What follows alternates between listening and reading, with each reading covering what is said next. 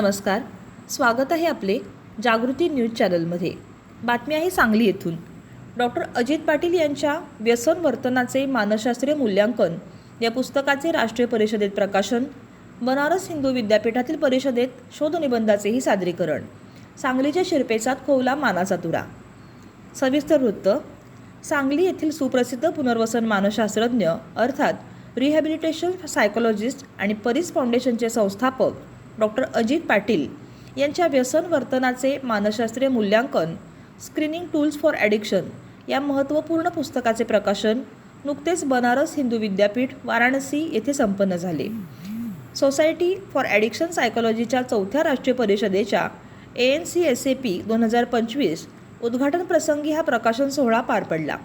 यावेळी व्यासपीठावर परिषदेचे प्रमुख पाहुणे आणि सोसायटी फॉर ॲडिक्शन सायकोलॉजीचे अध्यक्ष व निम्हान्स बंगळुरूचे प्राध्यापक LN सुमन, सोसायटीचे सचिव प्राध्यापक GS कलोइया, परिषदेचे आयोजक अध्यक्ष प्राध्यापक JS यादव आणि पुस्तकाचे प्रकाशक व आयुष इन्स्टिट्यूट ऑफ ॲडिक्शन मॅनेजमेंटचे मुख्य कार्यकारी अधिकारी डॉक्टर संदीप तांबरे यांची प्रमुख उपस्थिती होती।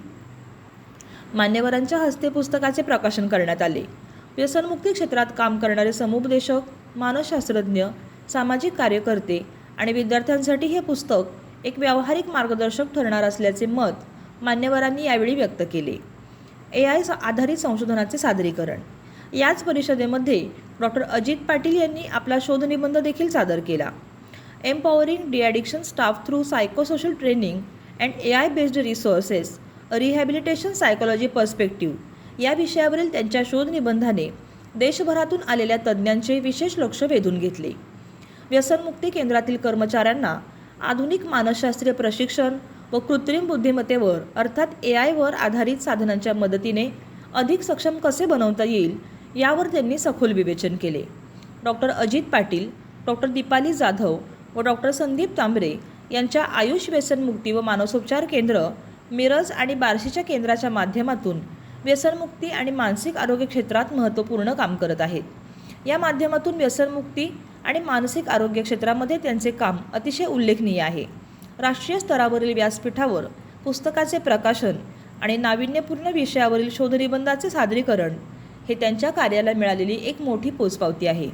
या दुहेरी यशामुळे सांगली जिल्ह्याच्या शिरपेचात मानाचा तुरा खोवला गेला आहे। मुळशिंगीहून प्रतिनिधी निवास चौगले।